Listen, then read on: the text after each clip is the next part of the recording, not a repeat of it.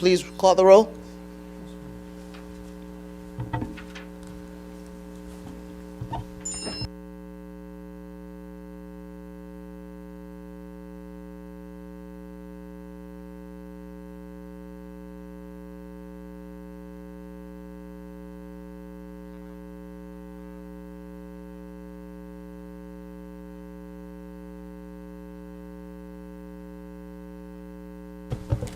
Good evening. Alderman Barbosa. Alderman McAdams. Alderman Santiago. Present. Alderman Sanchez. Alderman Hargreaves. Here. Alderman Gibson. Here.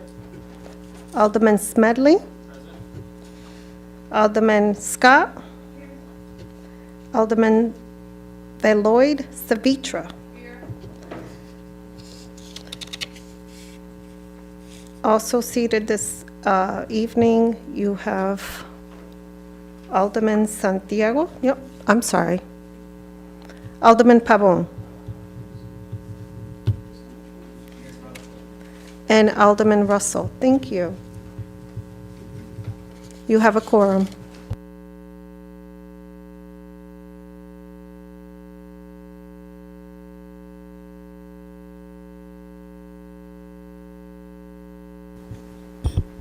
Madam Chair, Yes. motion to waive the public reading. Second. Motion to waive the reading made by Alderman Smedley. Medley, seconded by Alderman Santiago. All in favor say aye. Aye. All opposed say nay. Motion carries. The reading is waived.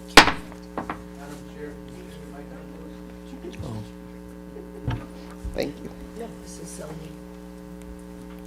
Having been noticed properly, we will begin the public hearing.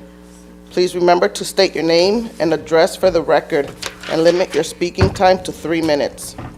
The first item for public hearing is item number 36391, amendment to Chapter 16, Article 3 of the Code of Ordinances regarding loitering. Are there any speakers for this item?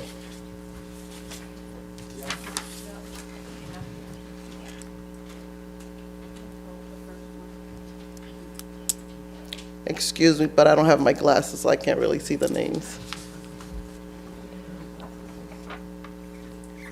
I don't know how to say that. It's A-U-G-A. If you haven't signed up, you'll be on Anja? Anya, I'm sorry. Please excuse me. Hello. Please state your full name and address, please. Anya, hold on one second. Can somebody just help turn on the microphone on that podium?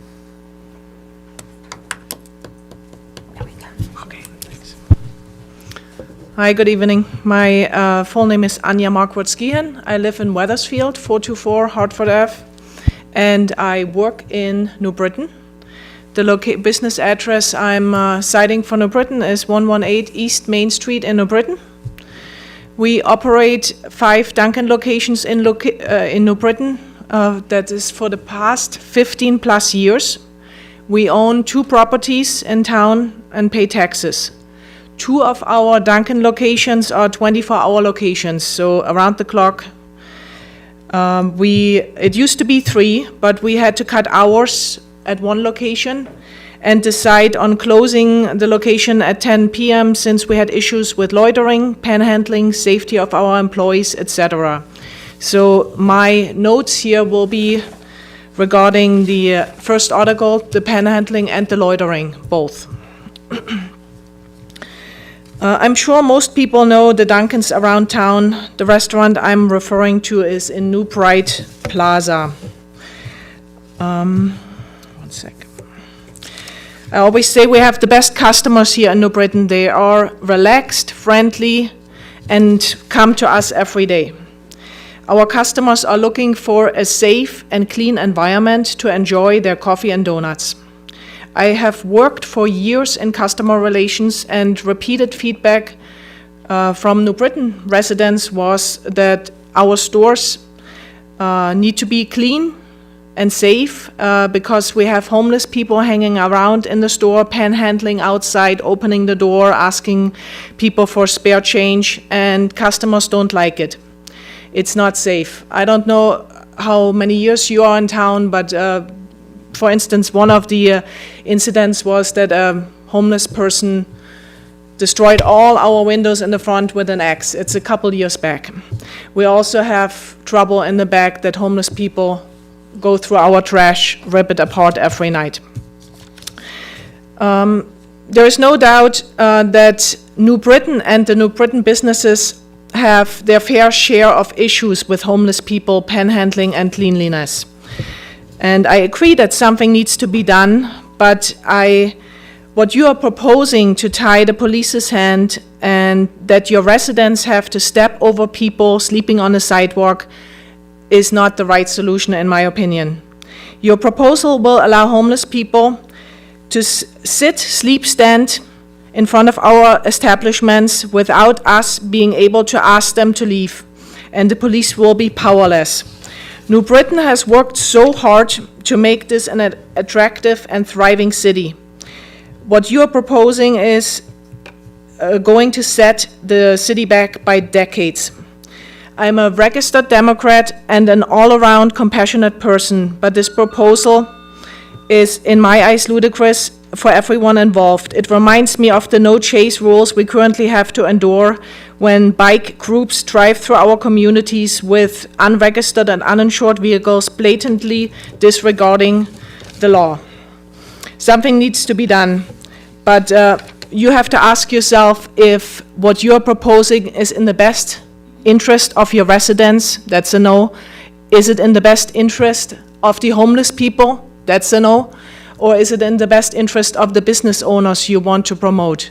If you want to invest our tax dollars, please invest it in helping homeless people, helping with their mental health, helping with shelters, but please don't allow them to sleep on the sidewalk, and the police and the business owners and the residents can't do anything against it. Thank you so much for you letting me talk for the whole time. Thank you.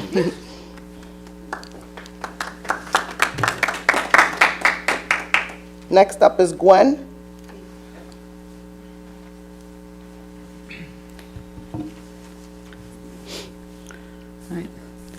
My name is Gwen Gerard. I live in Weathersfield.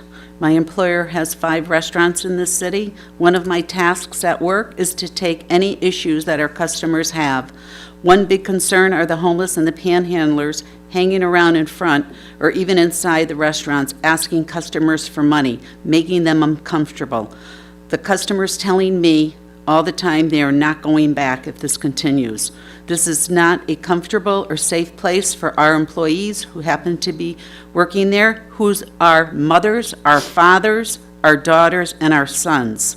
For an example, how would you like your family member, your young daughter maybe, working at night alone or possibly with another employee, having them feel scared and uncomfortable, asking them, the people coming in asking for free food, and believe me, they do all the time, and if they don't get it, there's problems at times. We would not only lose our customers, we're losing our employees too, because they don't want to work under those conditions. Let's see. We've had problems where there have been stabbings, homeless bringing in their pillows and blankets, parking themselves there for the night if they can, inside or outside. If the police are unable to move them out, how can we expect our family members to work in this environment? If the town is so concerned about the homeless, why don't they set up more shelters and take care of them instead of hurting the businesses and letting them sit in front of the doors on the sidewalks?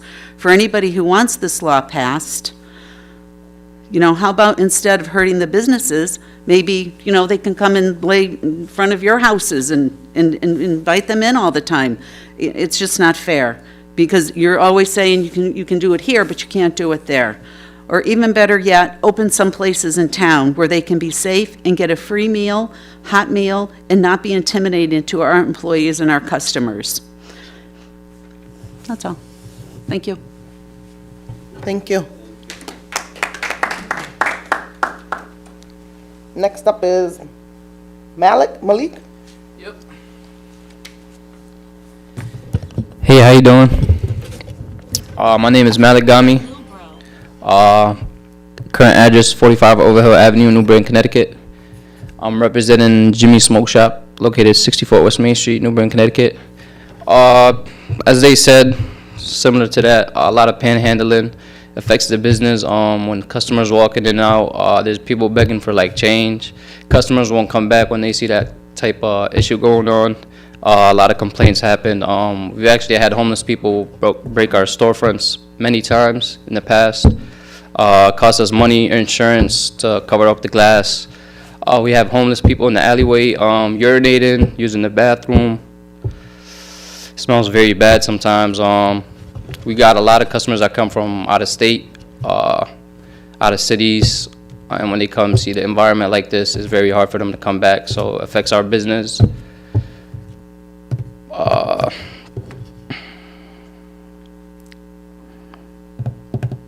I mean, there's many ways to resolve it. Like they said, we can invest our tax dollars into like shelter, helping the homeless and stuff. But yeah, that's a big issue for us. Panhandling, the homeless, is a major issue to our business. That's big. Thank you. You're welcome. Cindy?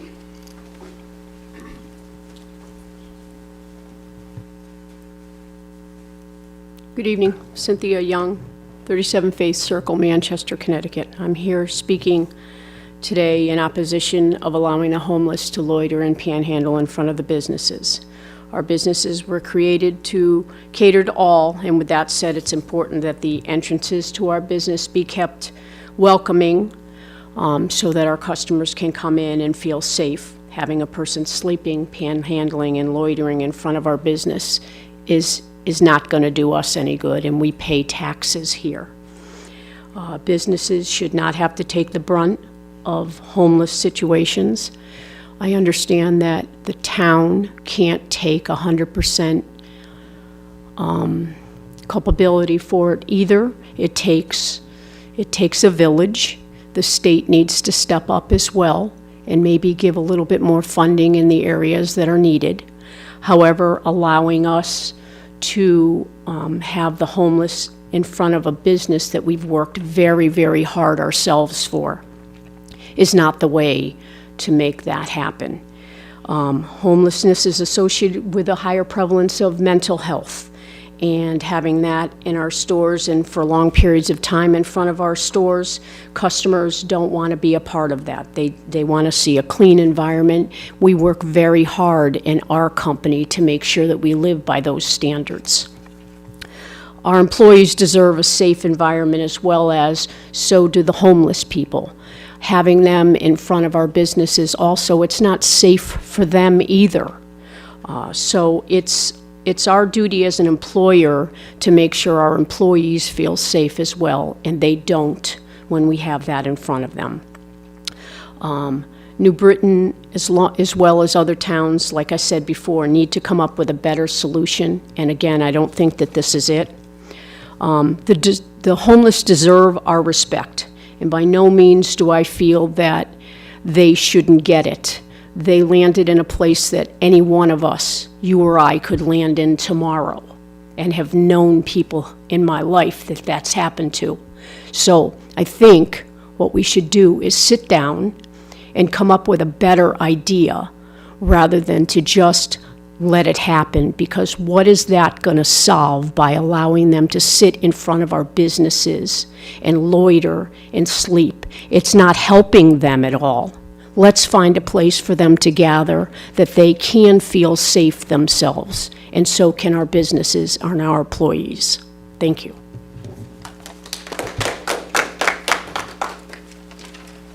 Next up is Arthur.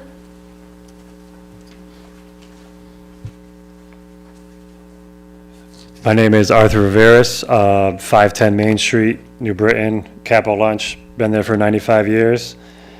My concern mainly is about prohibiting law enforcement to act on someone sleeping in front of your business.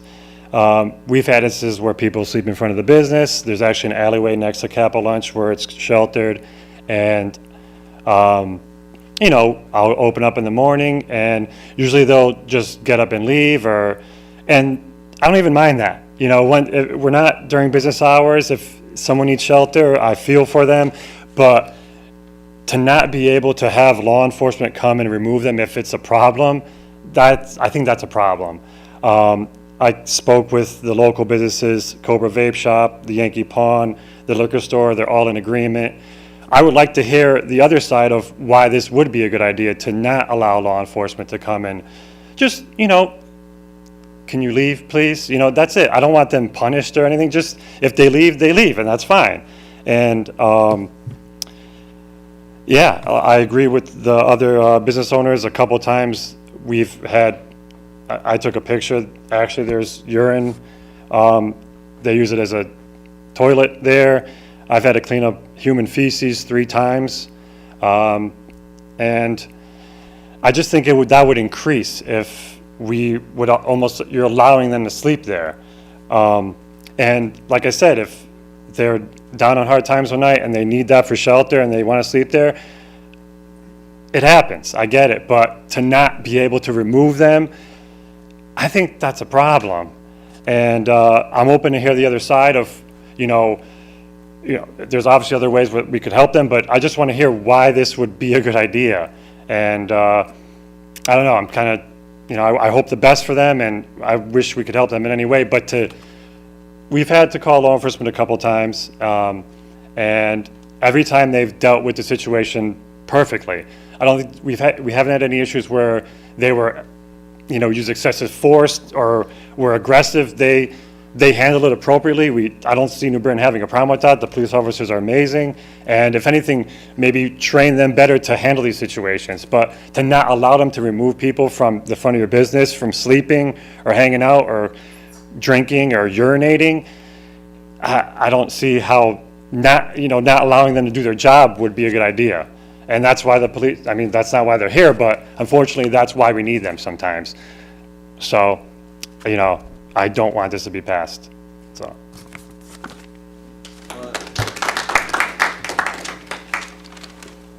Frank?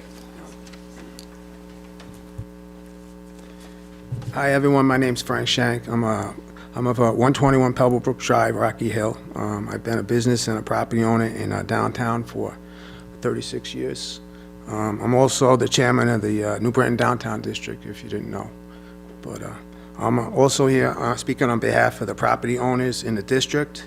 We are upset for the fact that any changes to the current law with proposals 36392 and 36391, which drops the fines for panhandling and prohibits the enforcement of loitering and trespass, will have a direct impact on the downtown and New Britain as a whole. The repercussions of these changes could cause significant damage to the good reputation of New Britain and the good work that the people do to make New Britain a better place to live. For that reason, we're against these proposals. And that's it.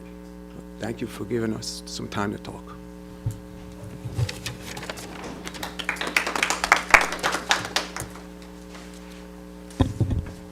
Any other speakers? Please state your name and your full address, please.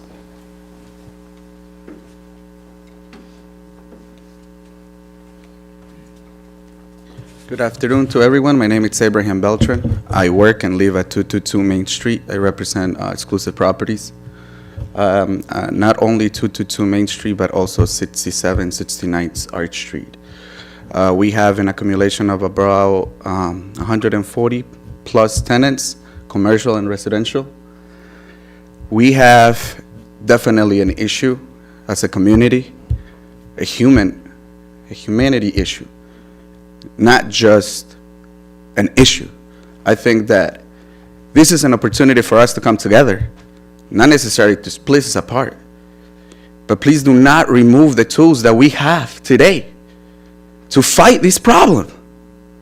You removing these tools that we have today is going to make it 100 times more difficult to find a root solution to this major problem that we have. I think that the speakers before me, including Frank and the lady over here, bring a really good point, and that point can be ignored. It's a mental health situation that needs to be addressed. that hasn't been pointed. The tools that are here mentioned tonight that need to be improved, not removed.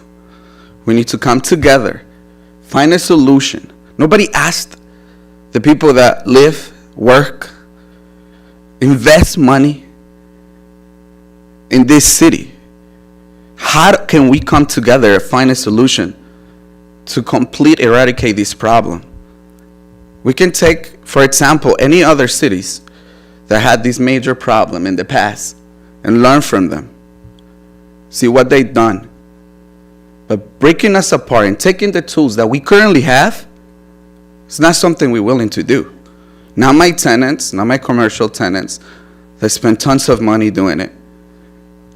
Not our residential tenants that deal with it every day as they walk from the parking garage, cross the street, come to our facilities.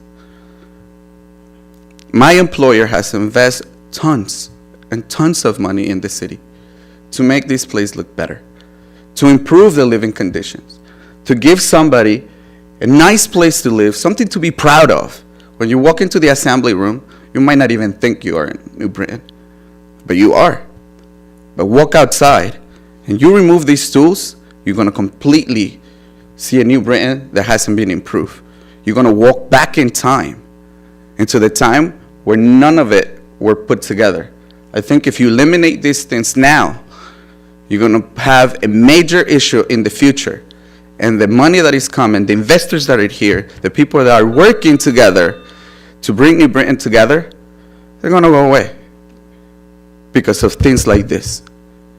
Let's work together to get this problem eradicated permanently without damaging the ones that are working really hard in the background. And I speak for the ones that are not here.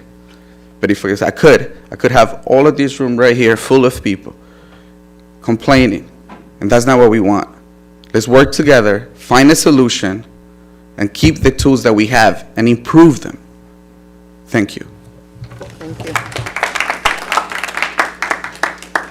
Are there any other speakers? Come on, Mr. Dan Salerno.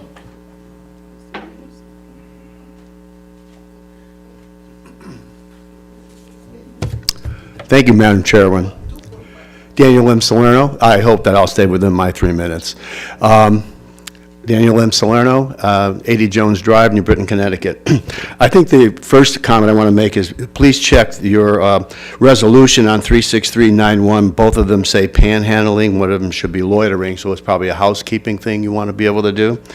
And on 36391, when it comes to loitering, my concern is the term of, nothing's really changed in either one of these ordinances, as you know. The tools are there. That's how they've been presented.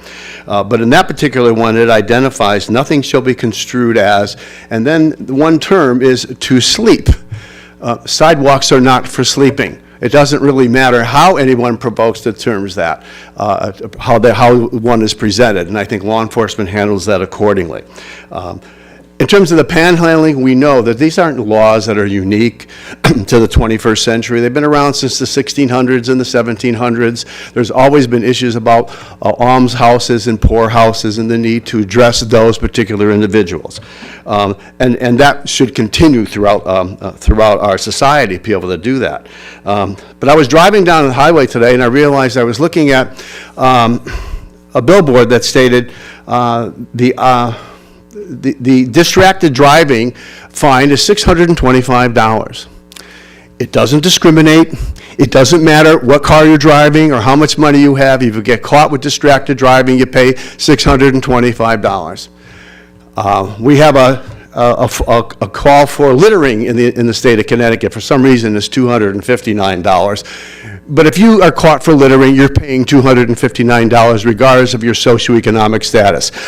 South Carolina's, by the way, littering is $1,500. So maybe the state of Connecticut ought to look at that and maybe we'd stop littering, because littering is something we don't want in the society. The same thing is we don't want people to be abused, we don't want to be intimidated in terms of issues that happen with issues such as panhandling, unnecessary, of loitering, if it extends into the process of loitering. We have a responsibility to keep the social norms in the society real, regardless of background, their circumstances, and conditions. Otherwise, if we don't set some form of value, some form of boundary, then people are going to obviously take that and abuse it. Unto all their issues and all their problems, I think that was well made and stated earlier. We have an issue, we want to be able to address it. This is not the way you address it. We need to have enforcement of certain circumstances. We need to set a standard. And remember, we also don't want to stereotype the people who do these things. The assumption is they're all homeless. That's not the case at all. There are people who take advantage of those circumstances, who know how to do things such as panhandling. That's been an age-old a career for many people from that standpoint. And I think we have to address those things in that vein. So let's not stereotype them. Let's move forward, and let's be assured that we give the tools to the city and to law enforcement necessary to allow our business people to be able to operate properly. Thank you. Thank you. Are there any other speakers? Any other speakers? Any other speakers? Are there any speakers online? No. Council? Okay. Moving on. Moving on to the second item for the public hearing. Item number 36392, amendment to Chapter 16, Article 9 of the Code of Ordinances regarding panhandling. I have a question, sorry. So, someone wrote in a letter, and I want to know if that's going to be read. Sorry, you can only speak, you can't ask. Madam Chair, point of order. I think I know what the gentleman's going to ask. If you publicly spoke on the first item, we can apply your testimony to the second item because they're related, and we will consider that as public speaking. What I'm saying is, I know someone wrote in a letter, they sent it in, is that going to be read? Did the council secretary receive that? All of the letters and emails, all the council members, so you all have them. Okay. Okay. Thank you. Thank you. I just want to make sure you read them. Thank you, Mr. Shrink. Thank you. Are there any speakers for this item? Are there any speakers for this item? Are there any speakers for this item? Any speakers on the phone? Seeing no speakers, we will close the public hearing and move on to the regular meeting. The time now is 7:01 p.m.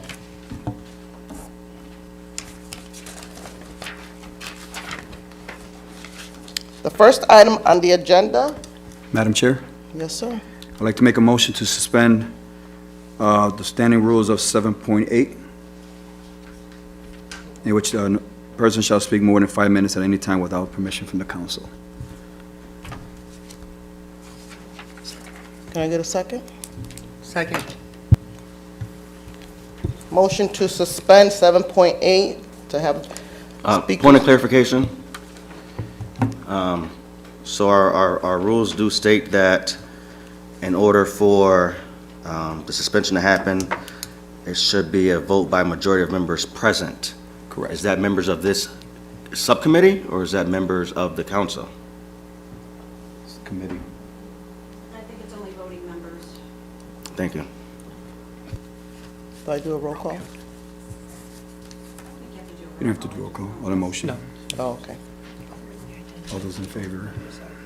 unless it's not clear from the voice vote, but you could try to roll it out. Okay. All those in favor? Madam Chair, can I ask the clerk to identify who the standing members of this committee are, the seated members of this committee? Alderman Smedley, I for one am not a member of this committee.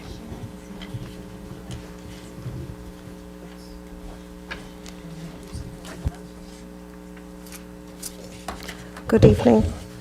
So you have Alderman Barbosa, you have Alderman McAdams, Alderman Santiago, Alderman Sanchez, who is not present today, Alderman Hargreaves, Alderman Gibson, and Alderman Smedley are standing members of this committee. And Alderman Scott as an alternate because Alderman Sanchez is not present. Thank you, Mr. Chair. Thank you, Madam Chair. All those in motion to suspend Rule 7.8, say aye. Aye. Aye. All those opposed? All those opposed say nay. Motion to suspend Rule 7.85 seconds carries. Back to the agenda. Item number 36280-1, installation of surveillance cameras in and around 761 Osgood Avenue. May I have a motion? Madam Chair, Yes, sir. I make a motion to accept and refer to the full council with a neutral recommendation. Can I get a second? Second. Motion to refer with a neutral recommendation made by Alderman Santiago, seconded by Alderman Scott. Any discussion? Madam Chair, this is regarding the cameras that I had asked for in the petition for 761 Osgood Avenue. We had the honor of having the police commission have their investigated, and also the, as I recall, they had their report, the police report, which said that they never had the cameras there, but there were actually temporary cameras that was placed there because there were concerns of, some activities going on. So when I had doing the door knocking, this is the reason why this was brought up, was because there was having the same concerns, but also other additional worries was, the inappropriate sexual conducts that were done in that area, that's why they're asking. I didn't want to be explicit about it, but those are the things, drug activities that were getting done there. There was meats and everything else like that. So that was the reason why I had asked for the cameras to be placed there. But from their report, there were, the temporary. I agree with their recommendations. So I'm just going, pretty much just follow on as to whatever the police department had recommended at the moment of time. Thank you.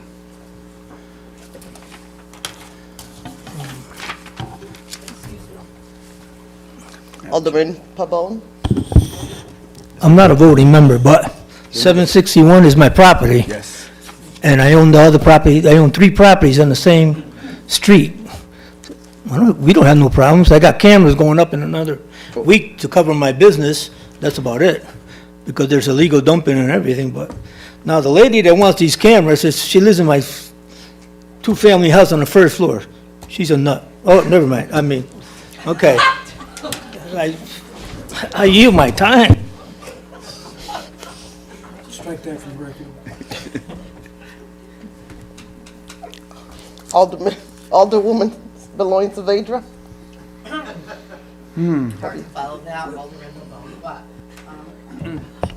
So Alderman Santiago, if I understand correctly, and I'm going to support the recommendation well, I'm not voting, but I support the police department's recommendation. But if I get this right, you put this in because people have complained about illegal activity taking place, which you also cited some maybe sexual contact happening up there in that area. So I would wager a guess that it's kind of like people loitering in that area and misbehaving while they're loitering in that area. And then I would compare that to then what's happening downtown, and we can't distinguish between misbehavior happening in certain neighborhoods and misbehavior happening in the downtown. Thank you, Madam Chair.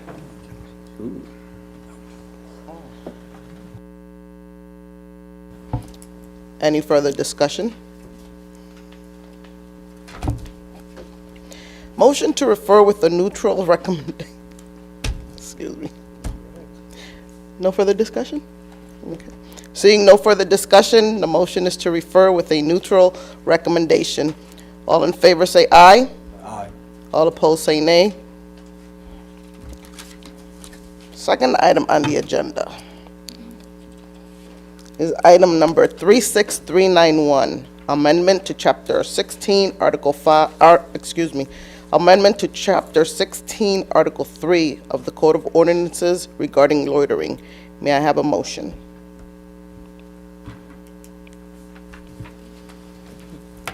Madam Chair, I make a motion to accept and refer to full council with neutral favorable recommendation. Madam Chair, is it neutral or favorable? I'm sorry, neutral. Second.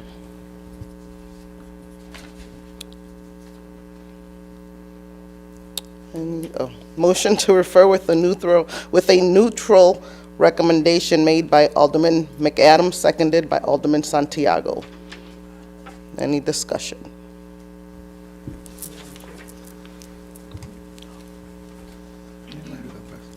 Is she going to make her presentation? Yes. Yeah, fine. Yes. I'll wait till after. Madam Chair. Good evening. I did do a presentation, but I have handouts. If anybody wants a copy, I'll give it to you after. Everybody in the council that's here has a copy.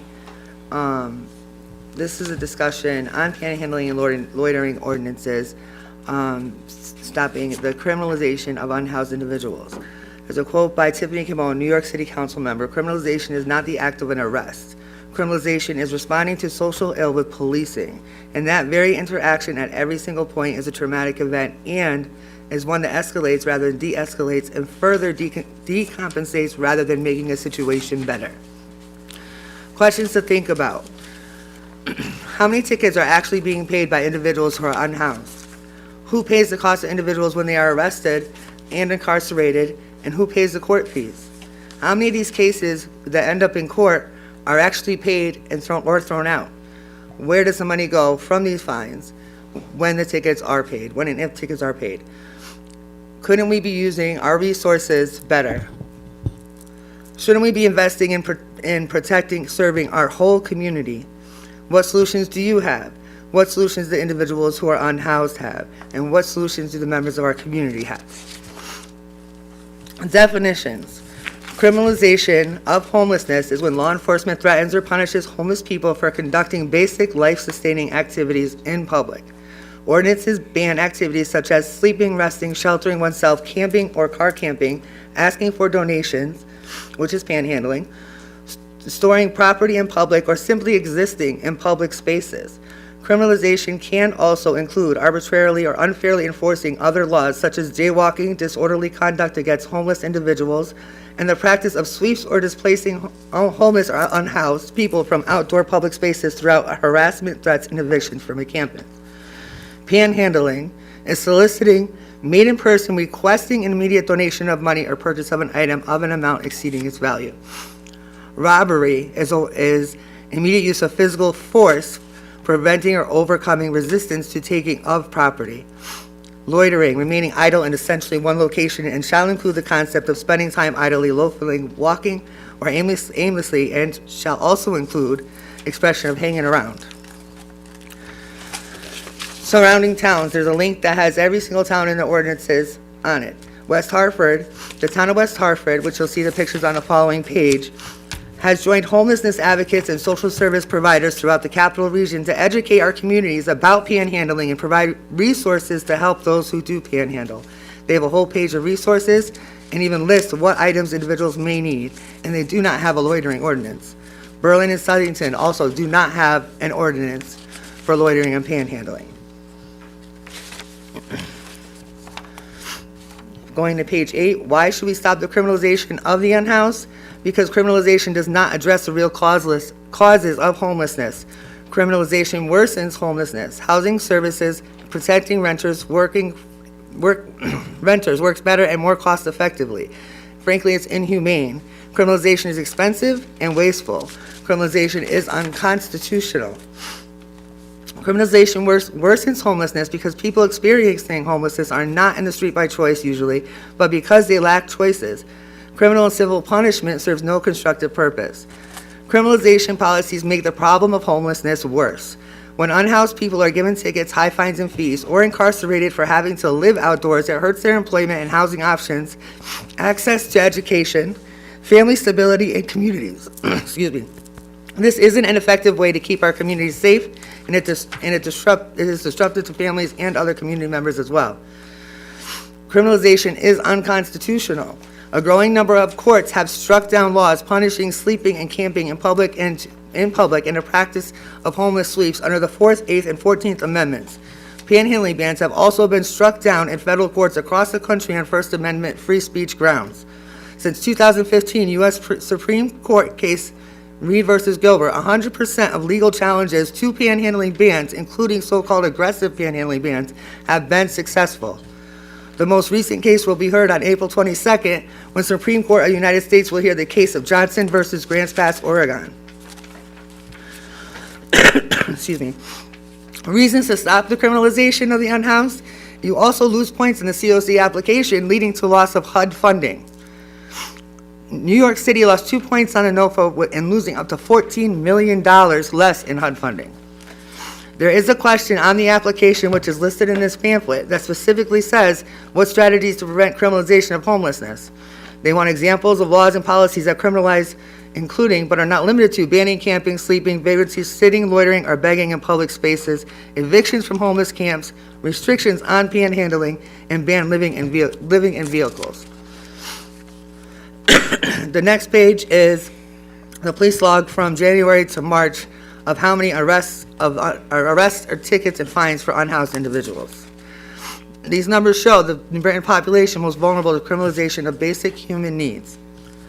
So ideas for New Britain: using the park on Arch Street neighborhood court for individuals to be able to have a safe space to use the campsite, provide bathrooms and or showers there, use abandoned buildings or properties that are not being used for a safe place for them to stay, use the land for tiny houses or designated areas of campsites with bathrooms. Get to the root causes, which are trauma, housing instability, and addiction. Meet people where they are at and not where you want them to be. We need a harm reduction approach with peer support workers who have lived experience. Have the individuals living in these shelters who need the shelters to learn different jobs and do the volunteer work to help man them. Teach them how to do the work. Use volunteer individuals who need community service. Collaborate with CCSU to have students do internships by staffing volunteering at these shelters, warming centers, or any place needed to serve the unhoused. Forming a list of all appropriate mental health provider services available in the area. Having sustainable solutions that are not one-size-fits-all blanketed programs. Healing from trauma and recovery are not a straight line. Social housing. Talk to representatives about making Connecticut a right-to-shelter state. There's a quote that says, if you give a man a fish and you feed him for a day, if you teach a man to fish, you can feed him for a lifetime. Suggestions from the National Law Center on Homelessness and Poverty. Creation of adversary councils or task force with law enforcement representatives that are dedicated to understanding criminalization and advocating against it. The facilitation of crisis intervention trainings for law enforcement. Implementation of homeless outreach teams. Establishment of local homeless persons Bill of Rights. Implementation or creation of service provider ride-alongs with police officers to actively engage those they come across into the proper resources. Creation of crisis intervention centers. Establishment of court diversion programs that offer alternative sentencing options to people with nonviolent offenses and support their continued placement in housing and employment. The next page is an example of Connecticut's Homeless Persons Bills of Rights. It says, being enacted by the Senate and House of Representatives and General Assembly convened, Section 1, effective October 1st, 2013, there's created a Homeless Persons Bill of Rights to guarantee that the rights, privacy, and property of homeless persons are adequately safeguarded and protected under the laws of this state. The rights afforded homeless persons to ensure that their person, privacy, and property are safeguarded and protected as set forth in subsection B. Below are available only insofar as they're implemented in accordance with other parts of the general statutes, state rules and regulations, federal law, the state constitution, and the United States Constitution. For purposes of this section, homeless person means any person who does not have a fixed or regular residence and who may live on a street or outdoors in a homeless shelter or any temporary residence.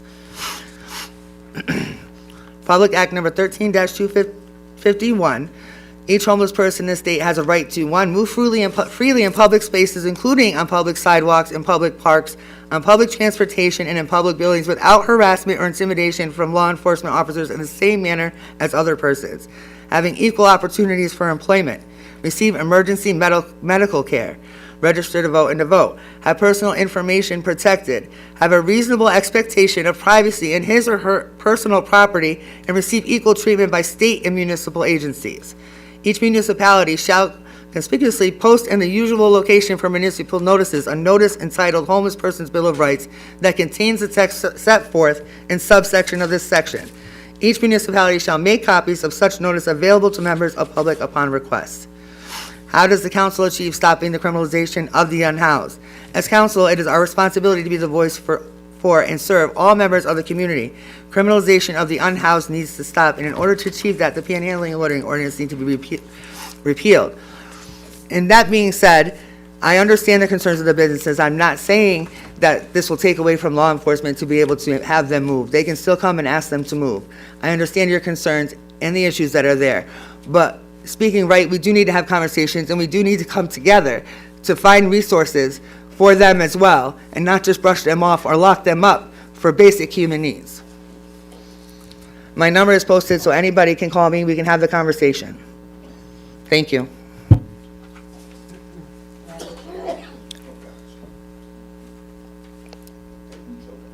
Alderman Beloin Saavedra. Chair. I am going to, at this time, evoke 7.3 of the standing rules of the Common Council that allows a member, with the chair's permission, to call up anybody from a city department head that might have expertise in this area to address some questions. So at this time, I would like to call up some members that are here from the police department. I'm going to let Assistant Chief Rembish decide who's the best to come forward and talk about police interaction with our homeless population. I think the presentation was broad, so it went beyond the issue of loitering and panhandling. I'm going to try and keep my questions specific to you and your team, if anyone else is going to join you. I do see you have a member of the Navigators, and that might be important to bring him forward too, because I'm not sure the council is fully aware of the Navigator program and the expertise of that specialized unit and working with the homeless population in New Britain, and now is as good a time as any to educate members of the city council on the things that this city does well and does right. I could put a presentation together myself, and I could go and Google the issue and put lots of words on a page. But what I'm more interested in is the meeting I had with EMS yesterday, the meeting I had with you guys today, the meeting I had with you guys back in December to talk about the actual facts and data and the boots on the ground from your Navigator people. But let's look at the data first. I asked the chief to send me data on the amount of citations or warnings that went out to see how big of a problem the criminalization was in terms of loitering and panhandling. And what I got back for the years 2022 and 2023 was 1 citation for loitering was issued in 2022 and 8 citations for loitering in the entire year of 2023. That doesn't seem like excessive policing to me. Also, for panhandling in 2022, 1 citation and 2 summons to appear in court. In 2023, 3 citations and 1 summons to appear in court. Again, I say to you, based on this data from the police department, it doesn't seem like excessive or over-policing or inappropriate policing to me in terms of implementing our loitering and panhandling ordinances as they exist. Now, you don't have this in front of you, but it's on the paper that Alderwoman McAdams gave, where it says on 2/26 there were 22 charges or arrests against the unhoused. Can you address that? It says February 26th to March 8th. Can you turn on the mic first? The little wave with the face. All right, Alderman, thank you. Yeah, so on that, during that week, I know it says 22 arrests were made, but it's actually, I believe it was only 3. There was 3 individuals that had multiple warrants that were taken into custody during that week. So I believe this was, I'm assuming this was taken from the arrest log, so it'll show as separate arrests. But it's actually 3 individuals. Okay, thank you. Is there problems, so I'm looking right now specifically at the loitering. At another time, I'll go to the panhandling, but in the loitering resolution as it's presented, you read the whole resolution that explains, as it is written now, about loitering, but at the very bottom, what the majority caucus has put forward is that nothing in this article shall be construed to prohibit individuals from sitting, standing, eating, consuming non-alcoholic beverages, sleeping, conversing, praying, and or reading in public places, parks, and sidewalks. What about the issue of congregating? So any one person standing on a sidewalk or two people standing on a sidewalk praying together or having a conversation.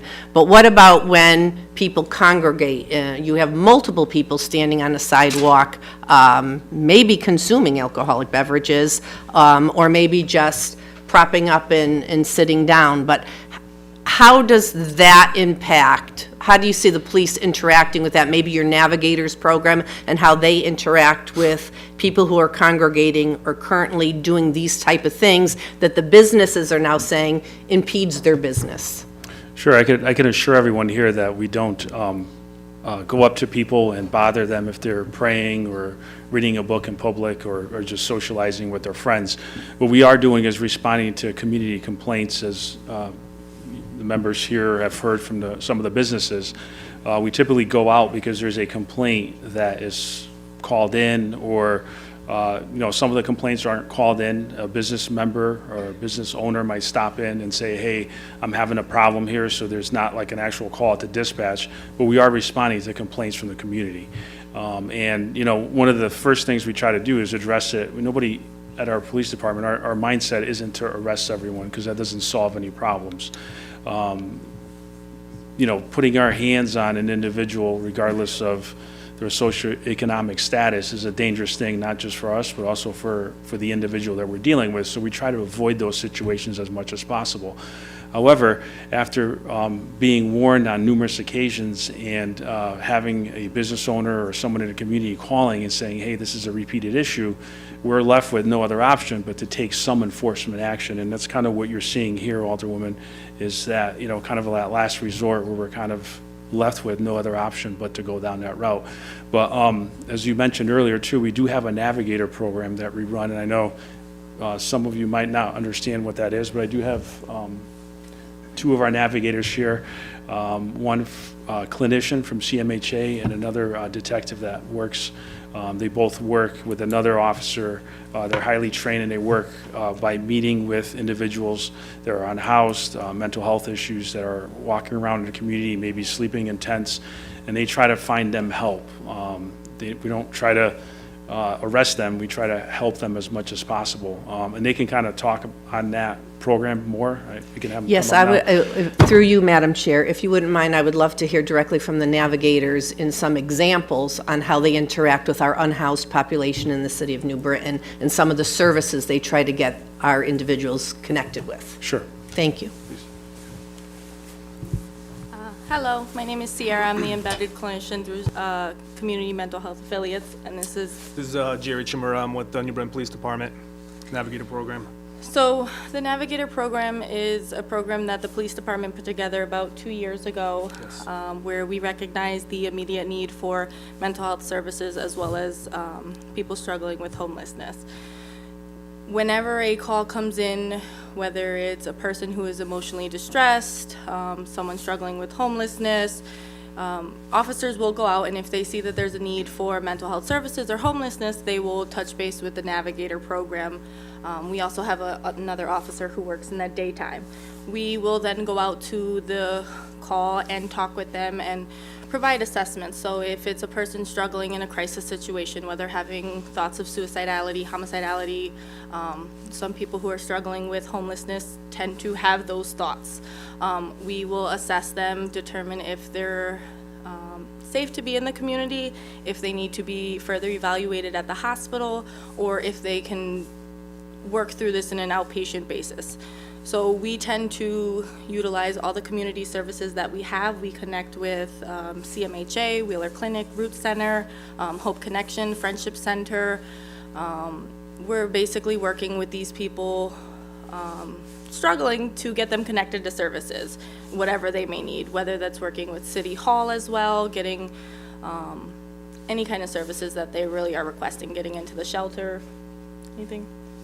Yeah, and when we do respond to these calls, we are not in uniform. We go as is right now. This is our basic uniform of the day when we go out there. And yeah, we try to put them at ease. We try to connect them with services. And that's ultimately what we try to do. We try to not issue a ticket or a fine or infraction or a summons. This is an alternative to that. This is providing assistance. that they need. Yeah, and the reason we do go out in plain clothes is so that we don't re-traumatize individuals who have had past experiences that were bad with the police enforcement. So we try to ease their emotions and their feelings towards police, and we'll go out and talk with them and kind of help provide them with any support they may need. Madam Chair? May I? John Nelson. Actually, thanks, Sullivan. How long have you guys been at this? So the program itself, it's roughly been in effect for 2.5 years. I've been on for a year. And I started back last May, so almost. About the same time, the city retained a homeless prevention coordinator, I think. That was created about the same time, a couple of years ago. Okay. Yeah.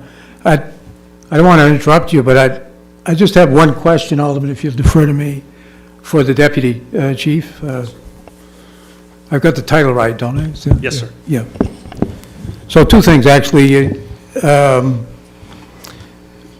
The report you're sharing with us is like, I've been stopped for speeding, only 5 miles over the limit in another location once or twice, and I get a warning and not a ticket. So my sense is that offenses which really can impair the ability of homeless people to get services and other things are the last resort. Yes, sir. Yeah. Now, I believe the aggressive panhandling, I believe there was a panhandling ordinance prior to that, was adopted about 2016, 8 years ago, with the $99 fine. Have you seen a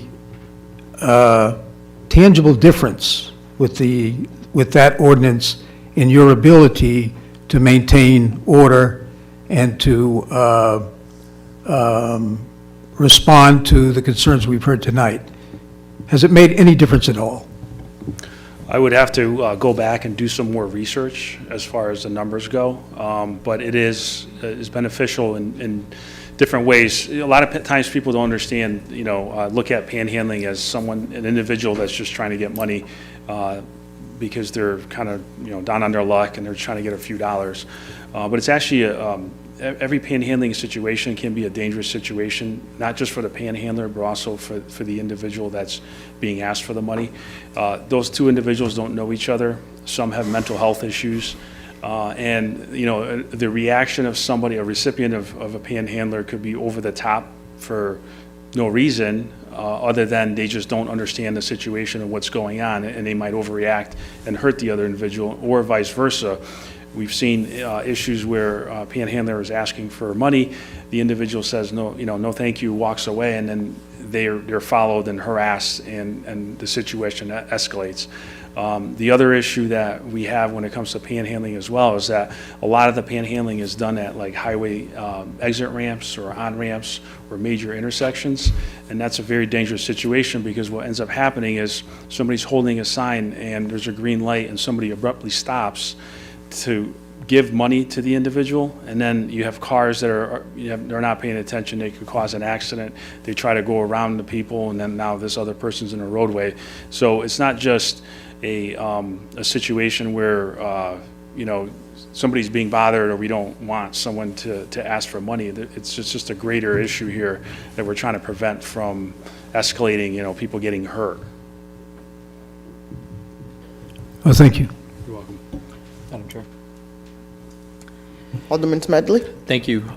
Sir, the navigators program, that exists, Detective Chimura and the clinician, is there anybody else in the police department that is trained, or are there other clinicians on board with the navigator program? Yeah, so we have another one, Bart Wachowski. He's not here right now. He actually just graduated, got his master's. He's working on getting being a certified clinician as well. So he puts his, sorry? Licensed professional counselor, I'm sorry. But he's puts his heart and sweat into this program. He's the one that actually, a few years back, approached us and kind of started talking about it. And, he put his money where his mouth is and actually put himself through school to get himself to this point. And How does this training spread to other officers of the department on the shift to know what the threshold is of, hey, I need to give Chimera a phone call, this person might need the resources? How does that come into play in the department? Sure, it's, well, it's through roll call training. We have quarterly trainings that Bart Wachowski or any of the navigators would speak at, just to kind of inform all the officers that we have, especially the new ones coming on, like, hey, this is how we handle these certain situations. Give us a call. So you get tons of referrals. How many cases you guys do you currently have? Probably have 45 right now. 45 cases? Yeah, so for currently working about 45 active cases. They do a lot of follow-up. They also respond to a call. There's a lot of calls where dispatch might dispatch two police officers. They'll cancel the officers and go there because they might be familiar with the party, or they just handle a situation themselves. So we try to utilize them as much as possible. I wish the unit was 6, 7, 8 officers, but we're growing slowly. Thank you. Madam Chair, if I just may continue for a moment while I have the floor. There was one of the slides in Alderwoman McAdams' presentation. It's questions to think about. And I think NewBritonRecovers.org is a great place to start to answer these questions. The city does have programming in place that answers these questions for us. And some of the top questions are mildly rhetorical, and I understand the purpose of asking them, but it is a subject's responsibility. If I drive a car and I get pulled over, I'm required to pay the fine, or I'm required to pay the court costs involved with any criminal activity that happens. That's how our judicial system works. That's part of being a citizen in our community.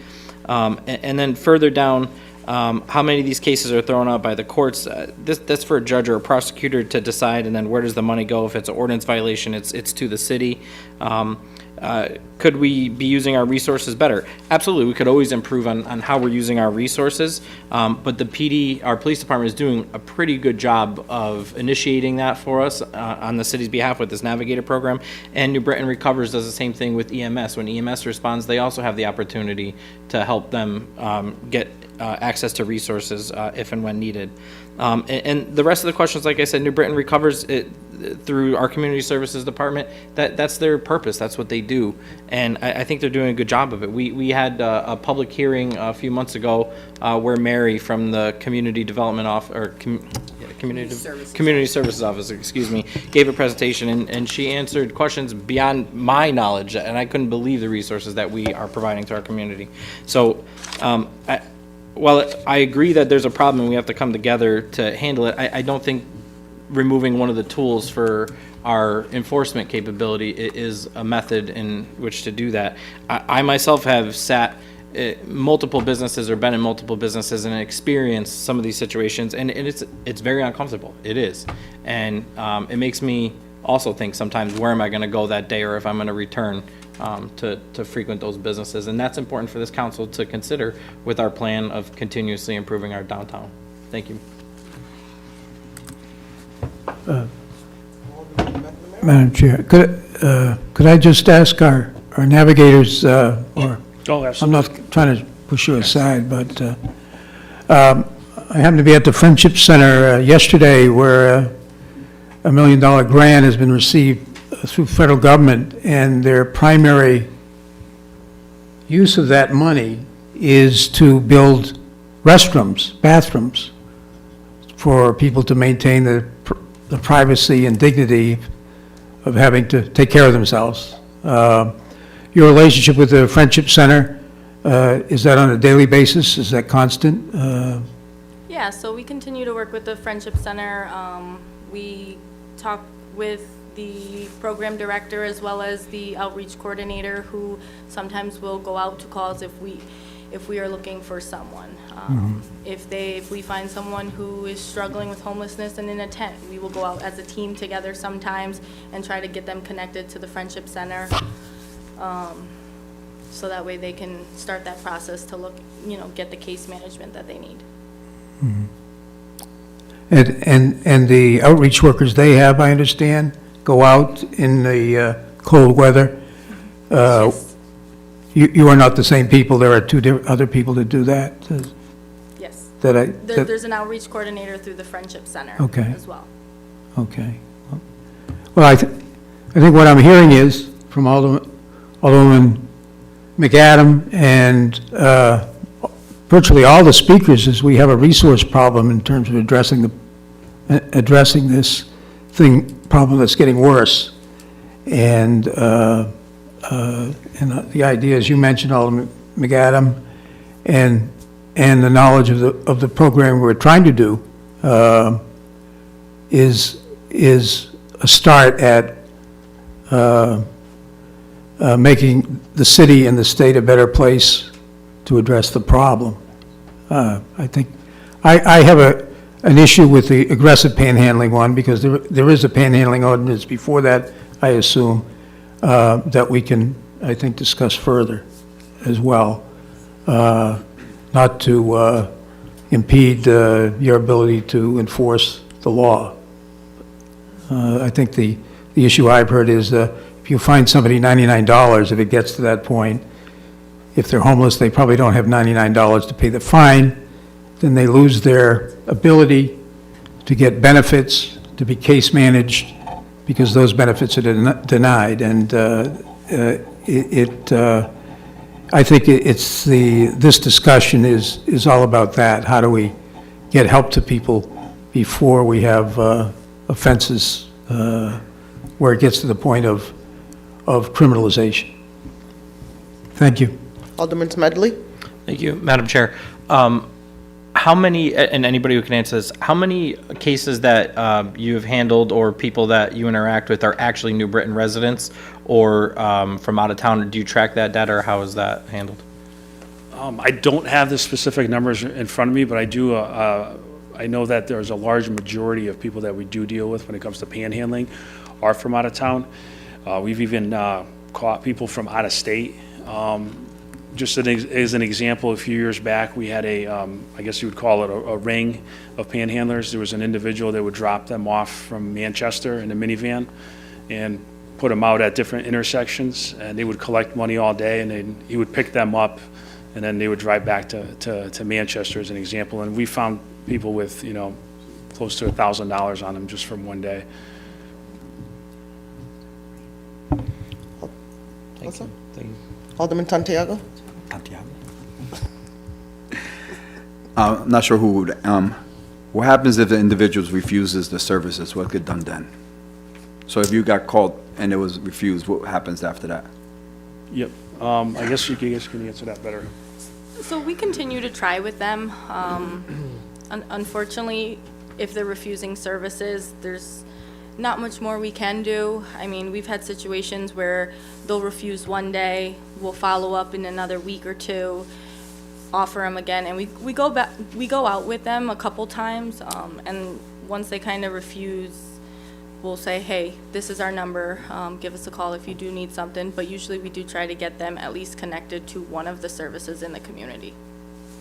Correct, yeah. So we don't just go out there just one time and call it quits. We do make several attempts before, There's so much we can do. We can't force them into service. Through you, Madam Chair. Another question. What's your times? Because again, obviously, if there's calls at, midnight or 1 o'clock, is you guys open? Is it where you're pretty much? So we have Bart is usually the morning 8 to 4, Jerry works 3 to 11, and then I usually flex between first and second shift. So usually between 8 and 11 there is someone. However, overnights the officers will send an email to us if something happens. In the event they send someone to the hospital, they'll pass that referral along, and then we'll follow up with the person the next day if they're released, or we'll follow up when they are released. Thank you. Alderwoman Scott? I have some questions for the navigators. Thanks so much for coming.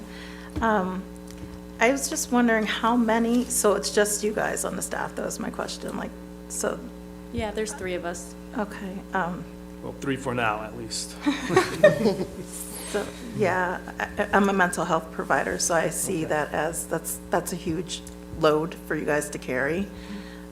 So maybe just a suggestion if they're out there that maybe we need more people on board. And do you see that there's a lot of suicide cases, like people that are appearing to be having suicidal thoughts or ideation? I think we definitely see a lot of people struggling with depression and thoughts of suicidality. And I think that's where we come in, is we go out and we talk with them, and, you know, we try to prevent that as much as we can, right? By talking with them, kind of seeing where they're at, what kind of thoughts they've been having the past couple days. Is there a plan? Is there intent? And in the event that they do, you know, we send them to the hospital to get further evaluated. And from there, they can determine an inpatient level of care or if outpatient. We would then follow up with them. If we feel that they are safe to be in the community, that's where I usually kind of safety plan with them and make sure they have, you know, good coping skills. They know all the warning signs of when they're starting to feel that way, who they can reach out to for support, whether it's 211, 988, 911. Also knowing our CMHA has mobile crisis, so that we make sure that we provide them with all those numbers. Okay, so, I mean, do you think there are like a large enough population? Just because I know some resources for alternatives to suicide, because a lot of times people who are suicidal, and especially dealing with this population of unhomed people, going to the hospital is not going to fix that Right. suicidal thought because they're still unhomed. So I would like to maybe talk with you guys further about that. Yeah, absolutely. I would definitely like to look at, you know, those If supports that and is, resources that yeah, you do that have. might be something very helpful for people here in New Britain.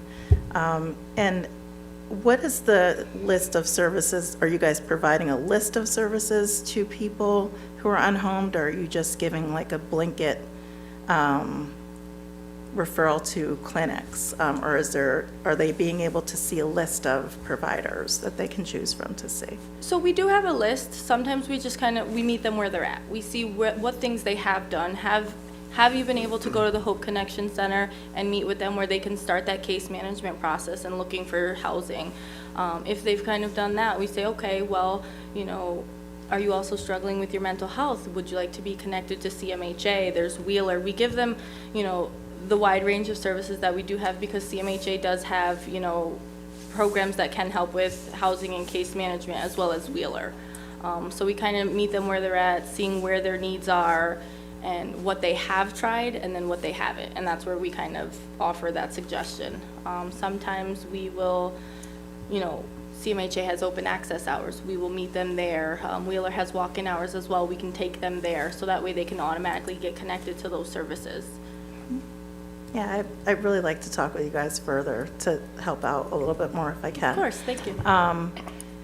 And I just, back to some of the comments that were made earlier, I think that we probably, like a lot of times, our city is probably doing a lot of things that look like it's great, but I always think that there's always room for improvement. So I know that was said, like, we're doing a really good job, but we can always improve on what we're doing, every single one of us. So I think I'll stop talking now and let somebody else have a turn. I have so many notes from earlier and everything that I'd like to say, but I don't even know where to start. But I do, I mean, this is a huge human rights issue. I do want to make sure I do say that. This is a human rights issue, being unhomed. And I'm glad that there was money given for the bathrooms, because a lot of countries, other countries are taking care of that in a humane way. And we just aren't doing that. The problem with the business owners saying that people are urinating because they don't have a bathroom, this is a human rights issue, to not be able to have a bathroom, or sleeping on a sidewalk because that's not where they're supposed to be sleeping. Well, I don't think a lot of people are choosing to sleep on a sidewalk. And a lot of the people that are unhomed, it's not just a mental health issue. There's a lot of trauma. People cannot afford to pay the rent here in New Britain any longer. And to just blanket it and say that people have substance abuse and mental health issues and that's why they're homeless, it's not okay for us to be saying that, because there are a lot of issues, a lot of reasons why someone can become unhomed. Any one of us could have a family member become ill and lose everything because our health care in this country is not the best. So I think that we all need to really sit back and think a little bit more before we're making statements like that. But I'm going to stop now for now.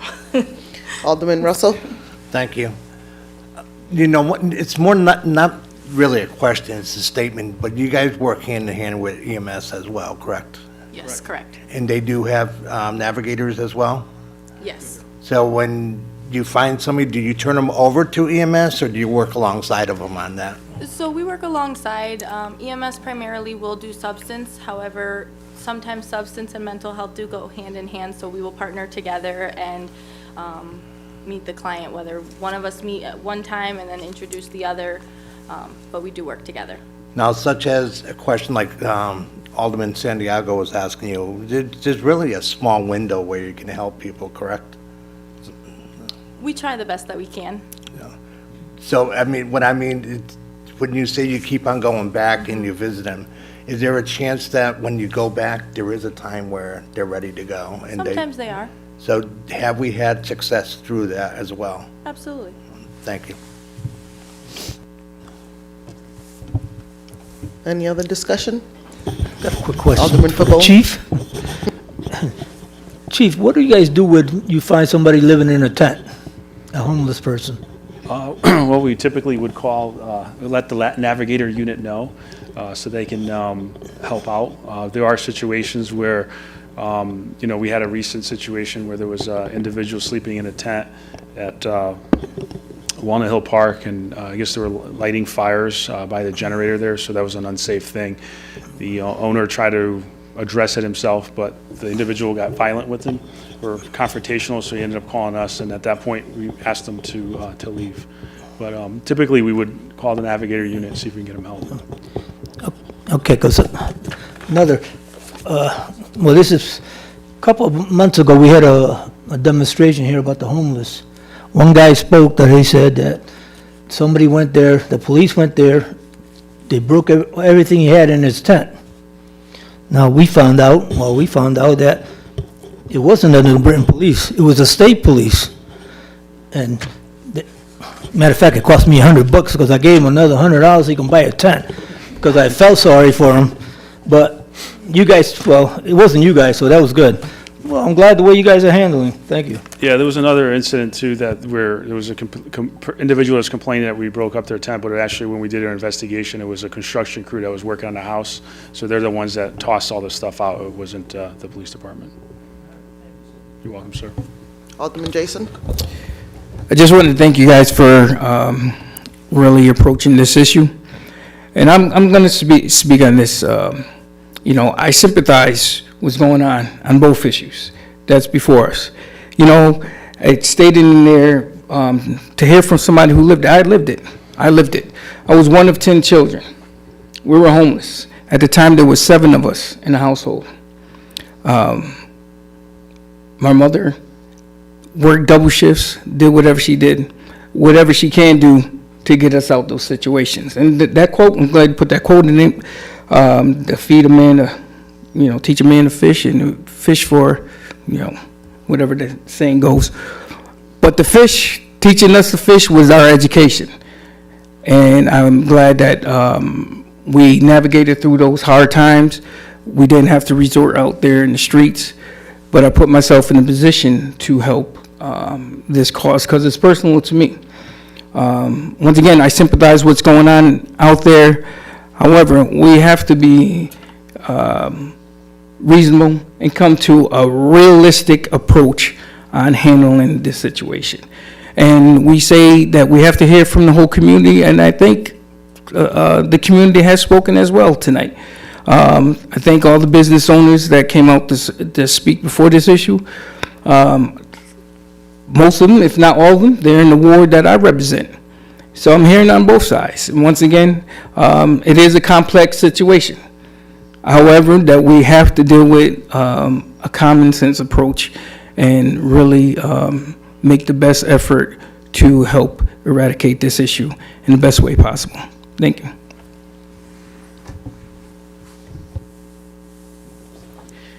Alderman Scott? Oh, I'm sorry, Alderman Hargraves. Thank you, Madam Chairwoman. Thank you, Chief and Navigators, for all the information you provided tonight. I just want to speak to the language that want to be added to this, Section 16-63 of the Code of Ordinances. Nothing in this article shall be construed to prohibit individuals to sit, stand, eat, consume non-alcoholic beverages, sleep, converse, pray in, or read in public places, parks, and sidewalks. And I guess this question is to any of the authors or sponsors of this resolution. What do we seek to accomplish by adding this language, one, and two, why these specific activities are listed in this language? Pray and read, so can I play a board game? There's many different activities that you can do. I just want to know what this seems to, wants to accomplish. Alderman McAdams? Thank you, Chairman. First, I want to say thank you guys for coming in. I have worked with the Navigators. I frequently give their information away.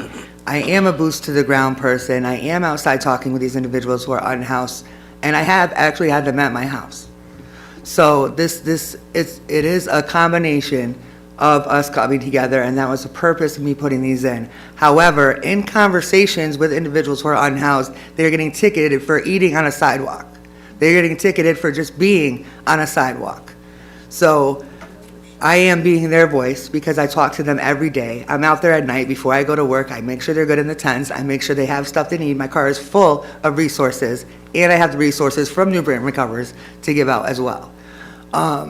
So this is basically that, they play with words on what the tickets are for. It's not panhandling, it's not loitering. If you look at the tickets, it's all related to that when they're messing with the unhoused in the community. Now, they should have just as much. We can't sit there and say they can't be on a sidewalk. They can't sit on a sidewalk, pull the benches out from where they are, and give them no place at all to be, no place to use the bathroom. It's about human rights. So yes, the businesses matter, absolutely. We want to keep businesses in here, but they matter too, and we should be the voice for both. And we should have community conversations with businesses, as well as people who live in the community, and as well as individuals who are unhoused and the police department. All of us should come together. I have said many, many times, we need more people to working for the Navigators, because 2-3 people for a 12-hour day is not enough. Quite frankly, it should be 24 hours a day. But I do commend you guys for what you do. I've talked and spoken to you before, and I've called you directly before. So thank you very much. I appreciate you. Alderman Smedley? Thank you, Madam Chair. And of course, thank you to everybody, as everyone has mentioned so far. I think we've talked about a lot here tonight, and one of the resounding things that keeps coming up is that we need to work together to find a solution. I don't think the solution is eliminating this tool that we have or changing the fines.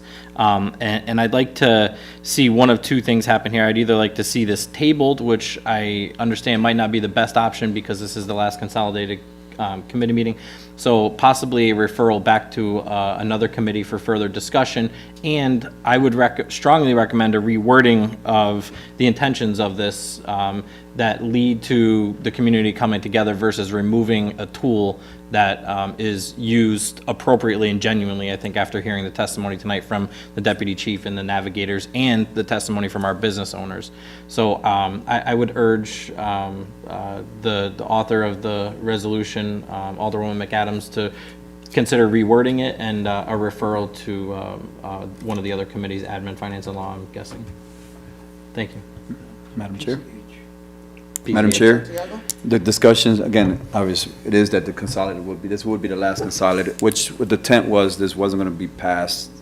It still needed some languages, some discussions that we were talking about. So it will be referred to whatever committee once it gets sent, because again, it has to get sent back to council. That's the reason why it's neutral.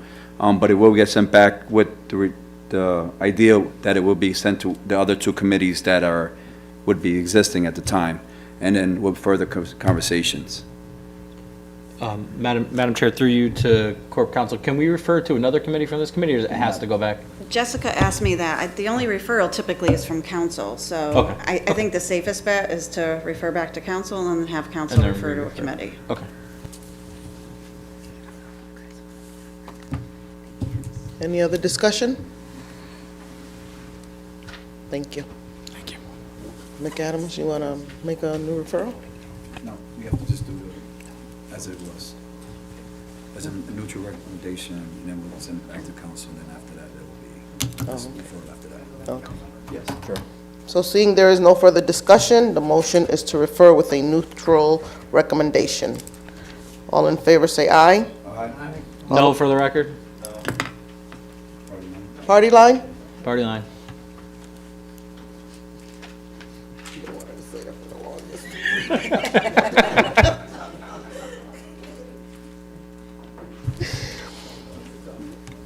The third item on the agenda is item number 36392, amendment to Chapter 16, Article 9 of the Code of Ordinances regarding, oh, this is the same one? No, Madam Chair. So I think we did have a long discussion that encompassed both of these items. So if everybody would be in favor of it, once you do have a motion, maybe we could just ask for the referral back to council, unless somebody else wants to discuss further, but it's almost 8 o'clock. May I have a motion?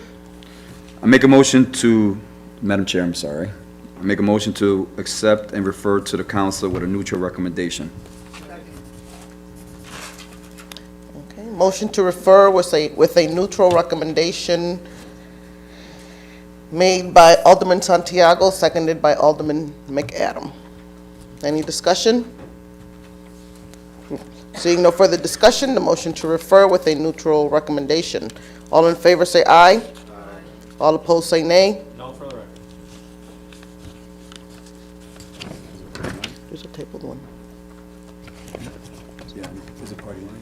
I don't believe so. There was I can't go to the party? Not in.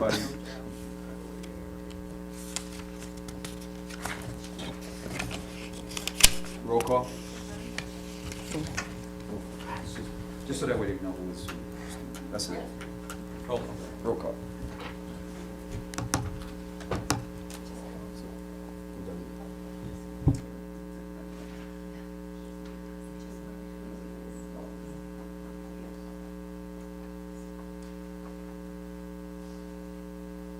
For those watching at home, there was some confusion, so we asked for a roll call vote.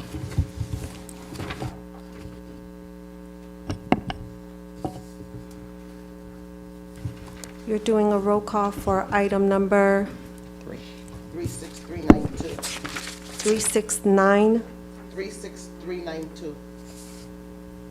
962.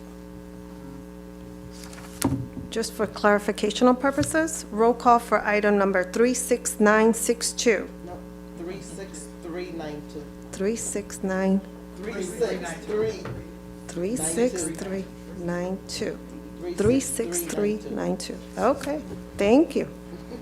See, I'm even confused. So roll call for item number 36392. Alderman Barbosa. Yes. Alderman McAdams. Alderman Santiago. Yes. Alderman Sanchez. Alderman Garvis. Alderman Gibson. No. Point of order. What was the name before Alderman Gibson? Hargreaves? Thank you. Alderman Gibson? No. Alderman Smedley? No. Alderman Scott?